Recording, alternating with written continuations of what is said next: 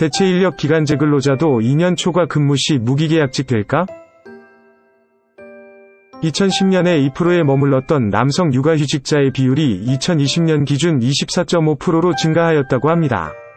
또한 2021년 11월 19일부터는 임신 중인 근로자도 육아휴직을 사용할 수 있게끔 관련 제도가 확대 변경되면서 기업 내 육아휴직자들의 비율은 더 증가할 수 있을 것으로 보이는데요.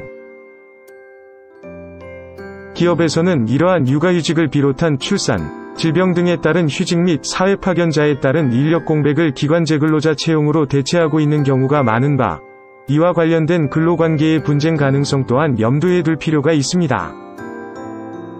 육아휴직자의 공백을 메우기 위한 기간제 근로자의 채용은 휴직 파견 등으로 결혼이 발생하여 해당 근로자가 복귀할 때까지 그 업무를 대신할 필요가 있는 경우로서 사용기간 제한의 예외에 해당하는데요. 이러한 경우는 기간제 근로자의 사용기간이 2년을 초과한다 하더라도 반드시 무기계약직으로 전환되는 것은 아닙니다.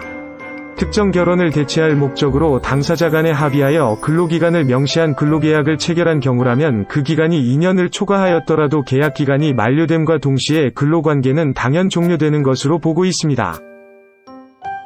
다만, 사용자가 기존의 기간제 근로자를 휴가 및 사회파견자의 업무에 일방적으로 배치한다거나 일시적인 결혼이 아니라 상시 지속적인 결혼을 메우기 위하여 기간제 근로자를 사용하는 경우에는 사용기간 제한의 예외에 해당한다고 보기 어렵고, 기간제 근로자가 여러 휴직자의 업무 대체 인력으로 근무하다가 일반 기간제 근로자로 근무하는 것을 반복하는 경우에는 일반 기간제 근로자로 계속 근로한 총 기간이 2년을 초과하는 시점에 무기계약 근로자로 전환된 것으로 볼 수 있다는 점 유의하셔야 합니다.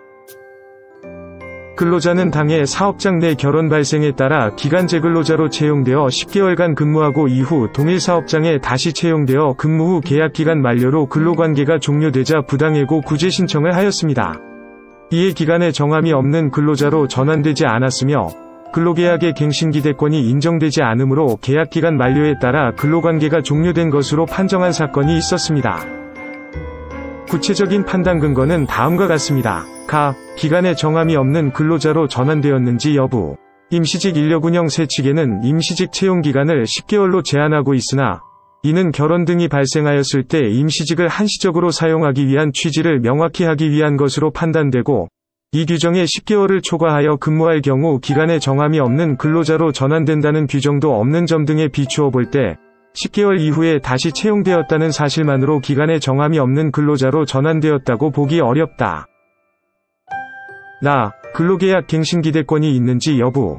첫 번째, 근로계약서에 근로계약 갱신이나 연장에 관한 내용이 없으며 임시직 인력운영 세 측에도 근로계약 갱신 관련 규정이 없는 점.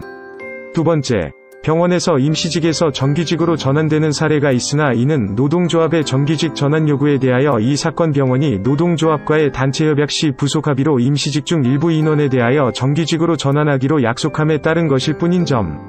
세 번째, 임시직 중 정규직 전환이 이루어진 소수의 인원을 제외하고는 대다수의 기간제 근로자가 계약기간 만료로 퇴사한 점 등에 비추어 보면 이 사건 근로자에게 갱신기대권 등이 존재한다고 볼 수 없다.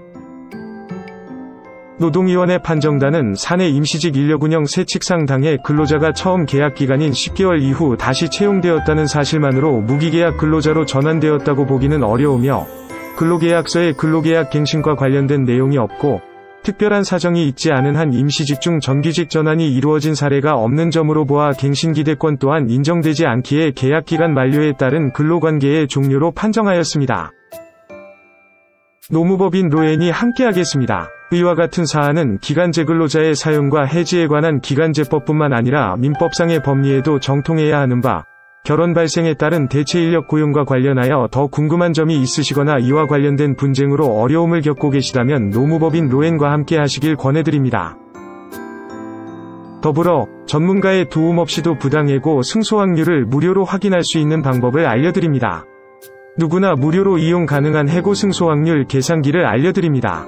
법률 문제는 사건을 해결할 때의 대응을 어떻게 하느냐에 따라 그 결과로 달라지기 때문에 법률 문제가 발생한 초기에 전략을 잘 세우는 것이 중요합니다.